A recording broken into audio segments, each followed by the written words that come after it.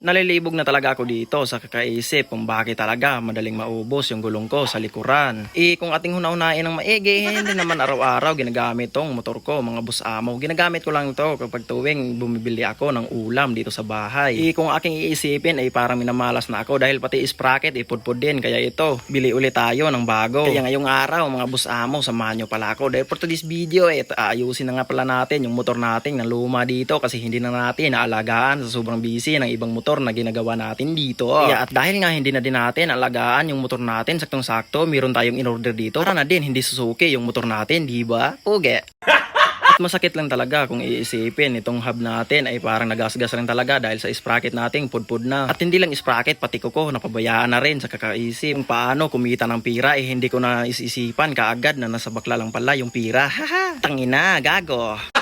Gago! Kaya ito, walang talaga tayong paligoy-ligoy pa. Isalpak na din natin itong sprocket na bagong bili natin, mga busamo, para makita na din natin yung tindig nitong motor natin na kulay gold yung sprocket nito. Baka kapag pagsalpak ng motor natin ay parang rainbow yung motor natin kasi kulay gold, parang tango ko yung sprocket ko. So, i-repent natin ito ng kulay itom.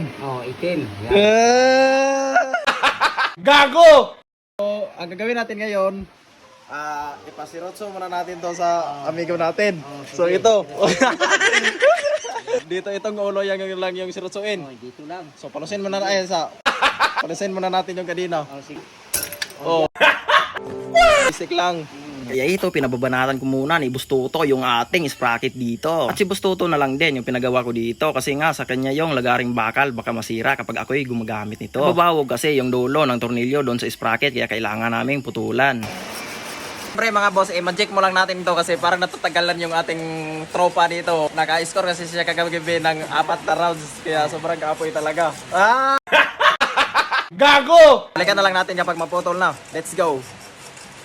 So ayan na mga boss, bigyan muna natin ng explanation tong nagko-comment na trupa nating Tite, mga boss amo. Ang sabi niya, pangabal-habal daw yung sprocket natin dito. Kaya ito, nag-upgrade tayo at nagpalit tayo ng high-speed sprocket dito. O sige, pasasabtin natin yung nagko-comment. Let's go, kuha muna tayo dito ng tools pangtanggal doon sa gulong natin. Ang raider carb kasi, boss ko, wag mong ikumpara sa mga Pantra, TMX or Barako. Kasi yung makina kasi ng raider carb ay high-speed yung makina niya. Kaya kailangan nating mag-low speed sprocket. Yun yung malaking nagkakaiba sa raider carb or mga Wave or Pantra, mga boss amo. Pag-usapang sprocket para makuha mo yung magandang top speed. Pag-usapang raider carb, hindi mo na kailangan magpalit ng sprocket. Kaya sa makina pa lang, hindi na talaga kailangan magpalit ng maliit na sprocket para lumakas yung raider carb mo, mga boss amo. Kaya kung iisipin, sapat na talaga yung 1443 sprocket sa raider carb na stock, mga boss amo. Kaya sa madaling salita, wala na talaga akong choice kundi kakabit na lang tong sprocket na to, mga boss amo. 41 teeth lang kasi ito, tapos yung pinalitan natin or luma natin 43 teeth, kaya maliit lang talaga yung agwat nila. Sa mga tropa nating titi dyan, kung sa Bisaya pa, wala kayong alimuhag sa mga malalaking sprocket. At baka ngayon ka lang, malalaki talaga yung mga sprocket ng mga kamuti boys. Haha, gago. At munas ginawa na nga pala sa kakadiskarte si Bustuto sa pagtanggal nitong lumang tornilyo. Kaya ito, pinukpo ko na lang, mga boss amo. Kaya ito, tinulungan ko na nga, pinapaakan ko ng plies para mas madaling matanggal. Ito talaga yung number 1 na una-unang nagustuhan ko kay Bustuto kasi malinis siya magtrabaho. Tingnan niyo naman mga boss amo, kahit walang suhol yan, nilinisan niya yung hub ko. Pero joke lang, ang totoo, 200 labor niyan. Haha.